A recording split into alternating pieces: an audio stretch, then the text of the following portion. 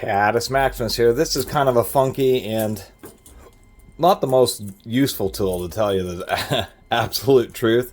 But they can be handy in some situations. They are particularly designed for auto shops. These are brake pad caliper, or excuse me, brake pad wear gauges. They are a little bit funky on this chain here, but the whole idea is so that you can easily grab one and the others aren't in the way. You can usually just look and maybe feel with your finger if the brake pads are obviously heavily worn.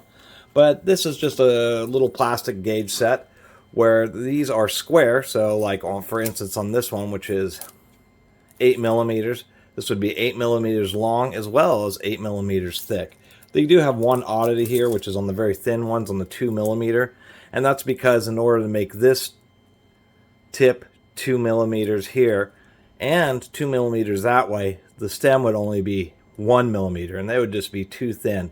Like on this 3 millimeter, you can see that its stem is a little bit thinner than even the 2 millimeters. So what they do on the 2 millimeters, they have a straight as well as a angled, and then it goes to being square tips on 3 millimeter and above, although they probably should include an extra one. These will get bent up and dinged up and kind of damaged, but they're kind of for auto shops, and that's actually what Lisle is advertising. Straight gauges can be used without removing the wheel or caliper assembly, because sometimes with the wheels it is hard to see if the pads are, at a medium level or new. And even inside here, Lisle talks about show customers the pad wear on their brake pads, and so that's all it is, kind of for auto shops, but they are pretty cheap. So as an individual, it can be handy if you just want to quickly check your brake pads. As a matter of fact, here, this is how they'd work. You just reach in, you just take these, and you start reaching in between the rotor and the caliper, going back and forth, saying, okay, it still has play, it still has play. There we go, that's pretty tight, okay. And you'd say, come on now.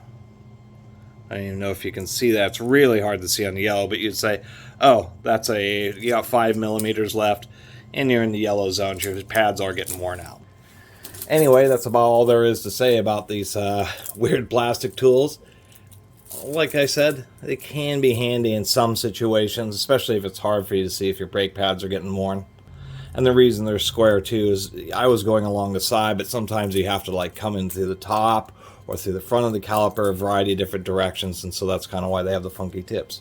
Anyway, thought it was an interesting idea for a tool, and being a Lisle, they are made in the USA. Lisle tools aren't the best. They're not snap-ons, but one thing that I do appreciate about Lisle is that they are still a privately owned corporation and haven't sold out, and still make or at least most of their tools in the United States. So that's why I continue to make videos about them. Anyway, really appreciate everybody who's been watching and subscribing. And if you haven't subscribed, please do. Till next time, Catus Maximus out.